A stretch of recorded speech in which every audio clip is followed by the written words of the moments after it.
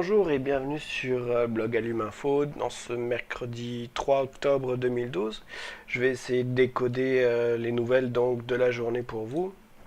On va commencer directement avec la Chine. La Chine, donc c'est un article qui nous vient de Forbes.com, Forbes.com.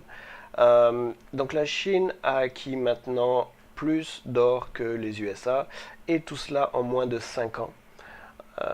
Donc ça, c'est ce que dit l'article. Maintenant, pour expliquer ça, il n'y a pas grand-chose que vous puissiez faire avec de l'or. Vous avez de l'or chez vous, donc à moins que vous pensiez mettre en route une usine de fabrication de bagues et de bijoux en or, il n'y a pas grand-chose que vous puissiez faire. Donc là, la seule et unique raison de pourquoi la Chine aurait acquis autant d'or, c'est tout simplement pour... Ils vont essayer de backer leur monnaie avec de l'or derrière. Pour justement qu'elle ne perde pas de sa valeur lorsque ça va toucher le ventilateur. Ça, c'est la première chose. La deuxième chose, c'est que l'argent, le silver, va suivre. Ça va suivre l'or, c'est évident. Ils vont en acquérir également. Pour vous donner des exemples, l'or et l'argent, l'or est aujourd'hui à 1800 à peu près dollars US le once et 35 dollars pour le silver. Il y a un mois de ça, à peu près, on était à 1720 pour l'or, on était à 27 pour le silver, donc il y a eu une énorme augmentation en un mois, ce malgré les vagues du marché, malgré l'inflation, malgré tout. Donc ça veut dire quoi? Ça veut dire qu'il y a énormément de demandes, énormément de pays, de gens et d'investisseurs qui se mettent là-dedans. Encore une fois, on ne peut rien faire avec ça, si ce n'est protéger ses investissements, protéger sa santé financière.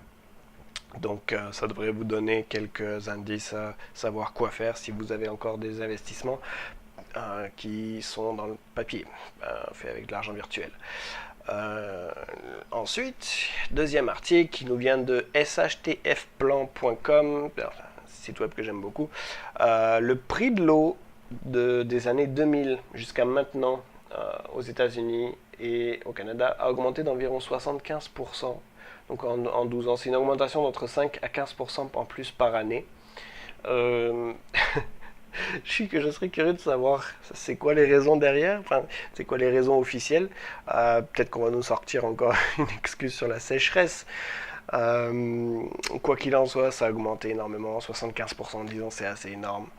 Euh, Personnellement, j'ai fait quelques réserves d'eau, j'en ai un petit peu à la maison. Des gros bidons de 8 litres. J'en ai quelques-uns. Je vous conseille de faire de même parce que faire des petites réserves comme ça, déjà de toute façon ça vous protège d'un côté contre n'importe quoi qui puisse arriver. Et également, ça vous permet de le payer moins cher, tout simplement. Parce que si vous payez aujourd'hui les 8 litres, vous le payez 15 pièces. Si dans 6 mois, vous le payez 30 pièces, vous allez sauver un petit peu d'argent comme ça. Ensuite, deuxième article, divisé pour mieux régner. Donc ça vient d'un article qui donne de news.investor avec un s à la fin.com. Ça donne juste des chiffres. Les chiffres sont les suivants. 20% environ de la classe moyenne en Amérique du Nord a vu son revenu baisser de 4% en 4 ans. 1,7% de baisse en 2011, donc là je parle pour la classe moyenne. Les plus pauvres, donc la classe en dessous, a perdu plus de 7%.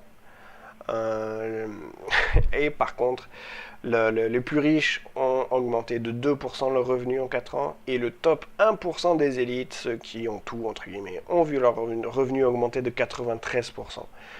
Donc ça, c'est la division qui se crée d'enfants qui va augmenter, puis qui va créer un fossé énorme, entre guillemets, entre la classe en bas puis la classe en haut. C'est le but recherché, encore une fois, comme je vous l'expliquais hier, c'est le but recherché lors de crash, c'est le but recherché avec une inflation, etc. etc. Donc,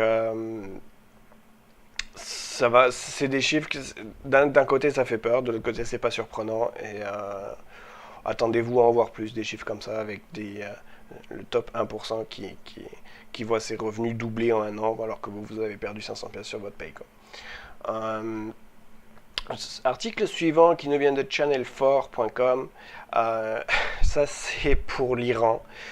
Alors l'Iran, donc depuis que les USA, UN, etc. ont mis leurs sanctions sur Iran, donc ils ont dit plus personne ne doit faire de trade, ne doit faire de business avec l'Iran. Ben, qu'est-ce qui s'est passé? Ben, évidemment, leur monnaie a été dévaluée, a perdu 40% par rapport au dollar, 40% de sa valeur, ce qui est énorme.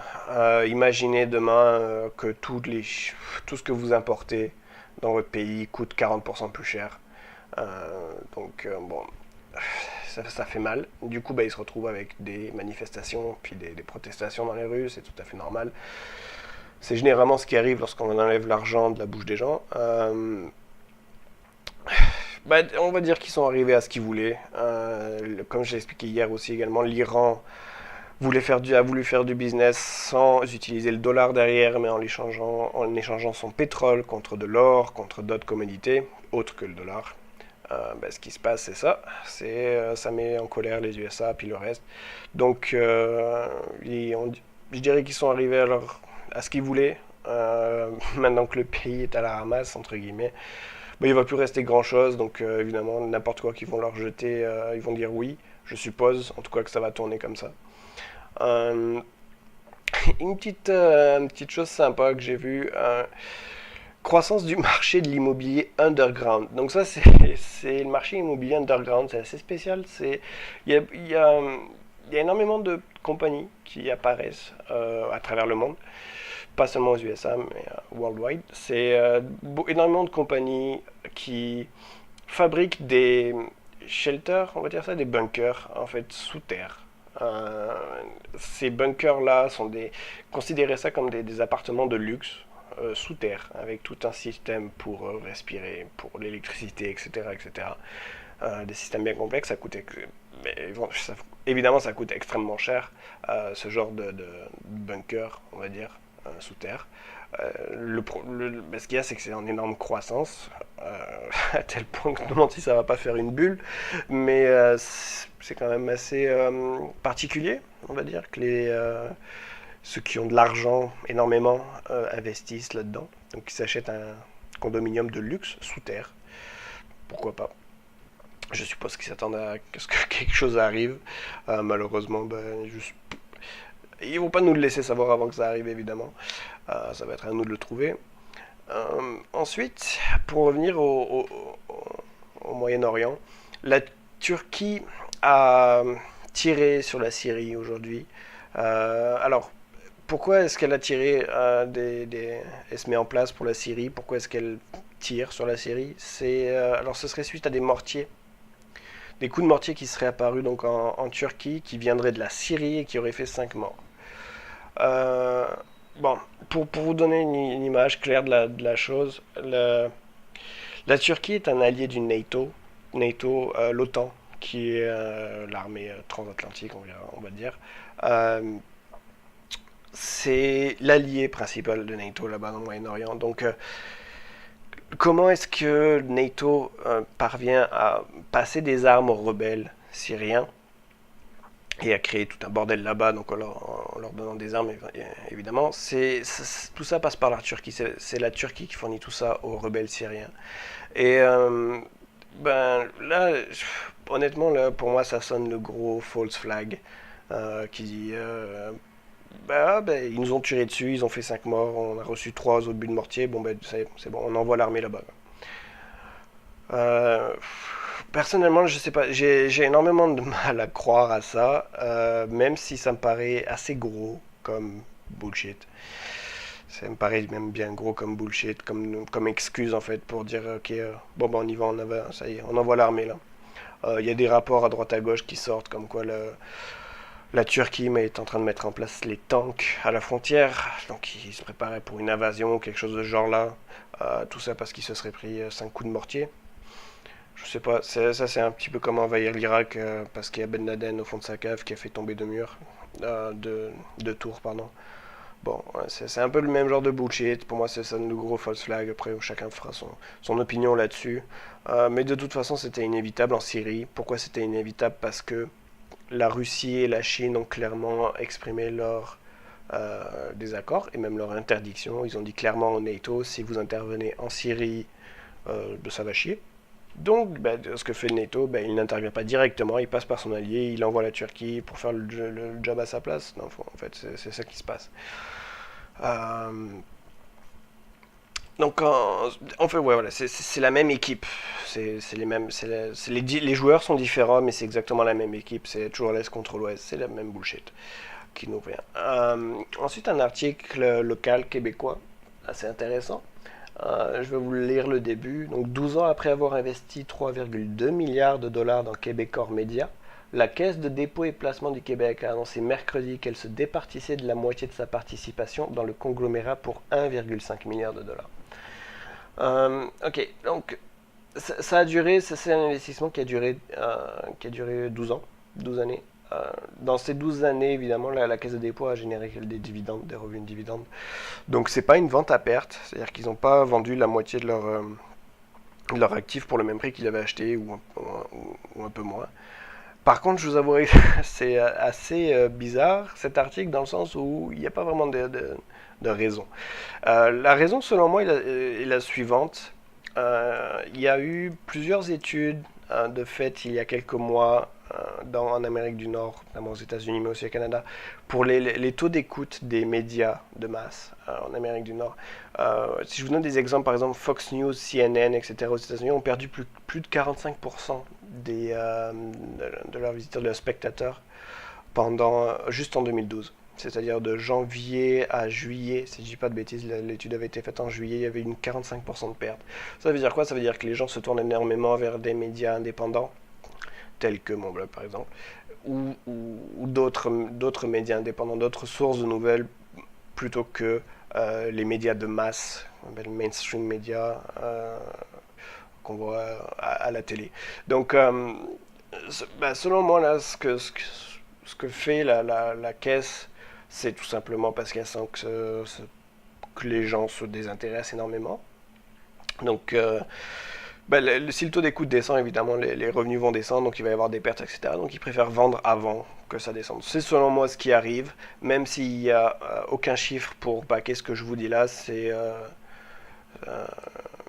parce que hormis d'avoir soit c'est cette raison, soit c'est un scandale qui s'en vient, pour laquelle la caisse de dépôt serait au courant contre Québecor, donc elle préfère sortir ces billes-là avant que ça s'en vienne, ou alors tout simplement, comme je vous dis, une perte de l'écoute, une perte des médias.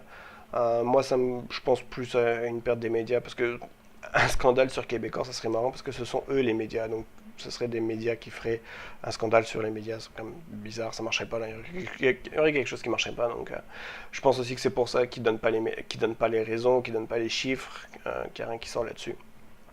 C'est parce qu'ils veulent pas vous sachiez tout simplement qu'il y a d'autres médias que cela. Une vidéo assez intéressante que j'ai trouvée sur Ben Bernanke. Ben Bernanke, c'est le chef de la Banque fédérale américaine. Il y a quelques mois de ça, Ron Paul avait lancé un sponsoring auprès du Congrès américain pour auditer la banque fédérale américaine, entre guillemets, ça aurait pour but de savoir qu'est-ce qu'elle fait, pourquoi et comment. Ce que personne ne sait pour le moment. On sait juste que la Banque fédérale imprime de l'argent énormément, puis qu'elle injecte dans l'économie d'une façon ou d'une autre, soit en achetant des prêts immobiliers, soit en rachetant des crédits, enfin toutes sortes de choses. Mais on ne sait ni pourquoi ni comment, et on ne sait pas les chiffres exacts non plus. Tout ce qu'on sait, c'est ce qu'ils veulent bien nous dire, dans le fond. Donc c'est pour ça que Ron Paul a lancé cette demande d'audit auprès de la Banque fédérale américaine. Il a réussi à la passer, au grand étonnement de beaucoup, dont le mien. Il a réussi à passer ça auprès du Congrès, donc les sénateurs ont dit oui, on va le faire. Puis Ben Bernanke, tout ce qu'il a dit dans le fond dans l'interview, quand le Congrès lui a dit est-ce que vous seriez contre une audit et pourquoi est-ce que c'est pas plus simple pour vous d'être transparent et de nous dire ce que vous faites, clairement et simplement, avec d'autres mots évidemment, ça c'est ma traduction, ce qu'il a répondu c'est à partir du moment où vous allez nous faire une audit, ça va poser beaucoup de problèmes. On va cracher le dollar, on va cracher les marchés, Et clairement, on va cracher le pays, donc vous êtes mieux de pas faire ça. En gros, là, c'est laissez-nous vous fourrer tranquillement, sinon ça risque de faire beaucoup plus mal que ça. Clairement, c'est comme ça que je l'ai compris. Je vais mettre le lien de la vidéo dans la description. Donc, elle est en anglais par contre, mais c'est assez sympathique à voir. C'est vraiment comme dans ta face, puis c'est comme ça et that's it. En tout cas, on verra où ça ira avec ça. Euh, une petite chose que j'ai trouvé intéressante également suite à différents commentaires sur les médias sociaux. Euh, la Alors, les leaders seraient en train de disparaître. Alors, quand je parle des leaders, je parle des sénateurs, congrès, etc., présidents, tout ça. C'est assez marrant. Dans le fond, on peut voir les agendas des différents présidents, des différents administrations. Si je prends par exemple l'administration Obama aux États-Unis, ben, elle a annulé tout simplement tout son agenda du mois d'octobre. Et c'est vide jusqu'au mois de février. Alors qu'il y a les élections au mois de novembre, mais pourquoi annuler tout l'agenda? Il y a pas, il y avait des trainings avant, il y a des trainings de pré-débat télévisé, etc. Tout ça était dessus, puis tout a été annulé pour une raison qui dépasse un peu tout le monde. Donc là, c'est bon, les rumeurs sont parties, là, ça part de tous les côtés. Ouais, ils sont prêts, ils vont dans leur bunker, ils vont si, voilà. Bon. Aucune idée, en tout cas j'ai trouvé ça assez marrant de noter. On verra, c'est peut-être aussi simplement pour faire parler les gens. En tout cas, on va voir ça. Juste à noter également, c'est pas juste aux USA, il y a également Poutine, un président russe, qui a annulé tous ses rendez-vous du mois d'octobre. En Allemagne aussi, Merkel qui a annulé énormément de ses rendez-vous. Commercialement parlant, il y a 52 000 réservations pour 52 000 sièges, excusez-moi, 52 000 sièges qui ont été annulés sur les vols japonais entre le Japon et la Chine de septembre à novembre. Et on parle de sièges commerciaux, business class, etc. Ceux qui payent cher, là, entre guillemets. Voilà. Donc on trouve ça assez bizarre. Ça va être pas mal tout pour aujourd'hui. C'est sûr qu'au niveau économique, il n'y avait pas énormément de choses. Euh, Est-ce que ça veut dire qu'il ne s'est rien passé? Non, pas nécessairement. Ça veut dire qu'on ne le sait pas aussi. Bon, ça se peut aussi qu'il ne s'est absolument rien passé. On verra ça dans les jours qui viennent. Juste pour noter aussi, ce soir, il y a un débat télévisé entre Obama et Romney. Ce qui est à noter, ce qui est marrant, c'est que Gary Johnson, le troisième entre guillemets parti des États-Unis, c'est-à-dire qu'il n'est pas démocrate, il n'est pas démocrate, il n'est pas les républicains, il est libertarien. Gary Johnson, qui était un fan de Ron Paul, a donc décidé de se présenter en tant que candidat troisième parti indépendant. Évidemment, il n'est pas invité au débat. Ça, on l'a vu beaucoup, on l'a vu au Québec aussi. Il y a des gens qui ne se font pas inviter au débat télévisé. Certainement parce qu'ils vont dire des choses qui dérangent, je suppose. Je vois pas d'autre raison que ça de pourquoi pas inviter un candidat présidentiel. Ça me paraît quand même assez important, puis non, c'est pas assez important pour eux. Je sais pas ce qui se passe là-dessus. Puis évidemment, il n'y a pas de raison derrière, en tout cas. Si vous voulez voir ça, je pense que ça commence aux alentours de 8h. Vous pouvez voir ça en direct sur internet. Bon, évidemment, c'est en anglais, ça sera pas trop dit. Voilà, donc je vous dis c'est tout pour ce soir, puis je vous dis à demain. Bye!